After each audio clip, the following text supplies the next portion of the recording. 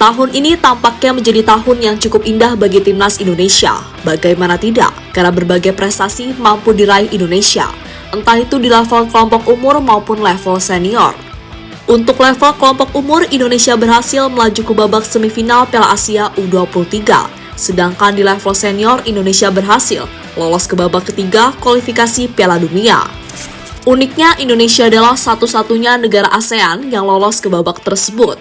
Kini efek dari apa yang didapatkan timnas membuat mereka mendapatkan perhatian lebih dari rival-rivalnya di ASEAN, salah satunya dari Malaysia. Lantas bagaimana ceritanya? Berikut ini adalah jawabannya.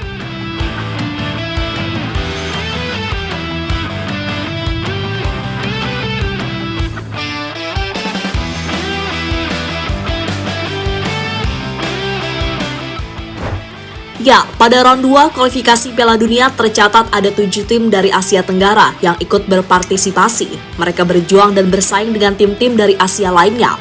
Namun ada juga yang bersaing dengan tim sesama Asia Tenggara. Contohnya adalah Thailand, di mana mereka berada satu grup dengan Singapura. Selain dua negara tersebut, ada Indonesia, Vietnam, dan Filipina yang juga bersaing demi bisa mendapatkan tiket lolos ke fase selanjutnya. Dan seperti yang kita tahu, pada akhirnya Indonesia lah yang mampu memenangkan persaingan tersebut, di mana mereka berhasil menyingkirkan Vietnam dan Filipina sebagai saingan di grup F.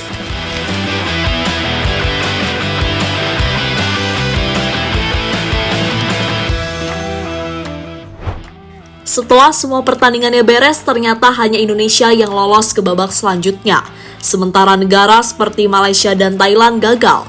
Malaysia gagal karena kalah bersaing dengan Oman dan Kyrgyzstan. Sedangkan Thailand lebih ngenes lagi, karena mereka gagal lolos setelah kalah head-to-head dengan Cina.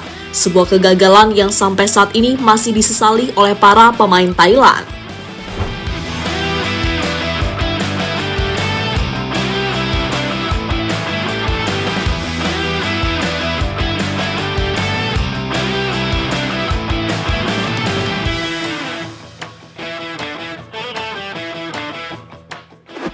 Kini Indonesia akan menjadi satu-satunya wakil dari Asia Tenggara, dan tim Garuda mau tak mau harus melawan tim-tim kuat dari Asia. Tim yang berpotensi menjadi lawan dari timnas adalah Jepang, Korea Selatan, hingga Iran. Sebuah lawan yang pastinya sangat berat, karena 3 tim tersebut adalah tim yang sudah langganan lolos ke Piala Dunia. Selain itu, mereka juga dianggap sebagai monster dalam kancah persepakbolaan Asia. Lebih lanjut, kelolosan Indonesia itu kini langsung mendapatkan perhatian besar dari ASEAN. Mereka seolah tak percaya dengan pencapaian tim Garuda. Kini Indonesia menjadi pembahasan utama bagi negara-negara tetangga. Salah satunya yang ditunjukkan oleh The Tao.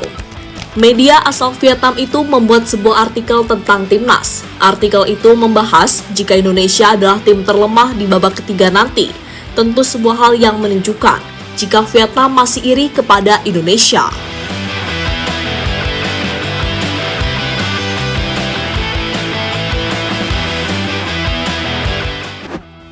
Selain dari Vietnam, perhatian juga ditunjukkan oleh Kim Pan-gon.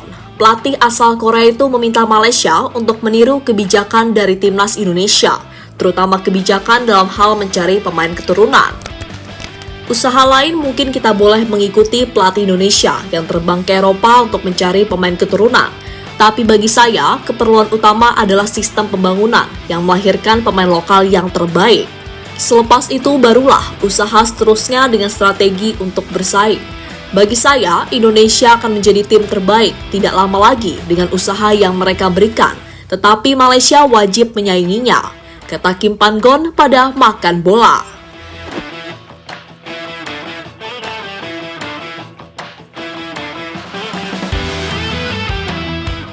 Selanjutnya, komentar datang dari Madam Pang. Ketua PSSI Thailand tersebut menilai, jika saat ini sepak bola Asia Tenggara sangat berkembang. Salah satu contohnya adalah perkembangan yang ditunjukkan oleh timnas Indonesia. Setiap negara ini, terutama di Asia dan secara khusus di kawasan Asia Tenggara, level sepak bolanya sebetulnya sangat dekat. Jadi kita tidak tahu secara pasti. Meskipun Thailand saat ini berada di peringkat 101 FIFA, tetapi sekarang ini setiap negara telah memperlihatkan perkembangan sepak bola yang luar biasa, kata Madam Pang pada media.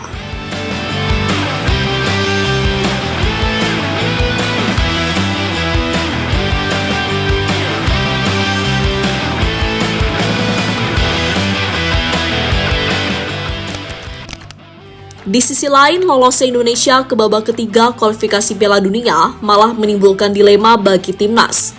Dilema itu terjadi karena jadwal kualifikasi Piala Dunia sangat mepet dengan ajang Piala AFF, terutama pada bulan November nanti.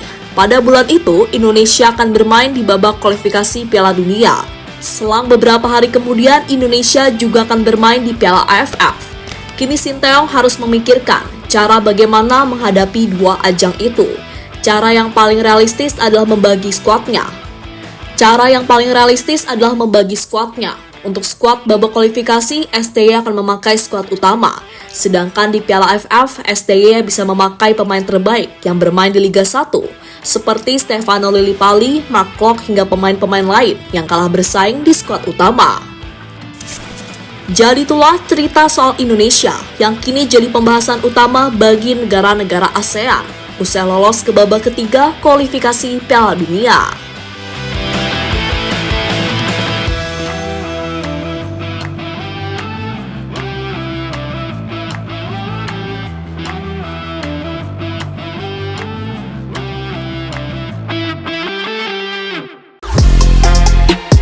Halo, izin iklan sebentar ya guys. Jadikan ruangmu bernuansa timnas. Temukan beragam poster dinding, sepak bola dan timnas dengan desain menawan, kualitas premium dan harga yang tidak akan menguras kantong. Segera klik link Shopee di deskripsi video ini dan dukung timnas dengan sepenuh hati. Mulai dari dinding rumahmu.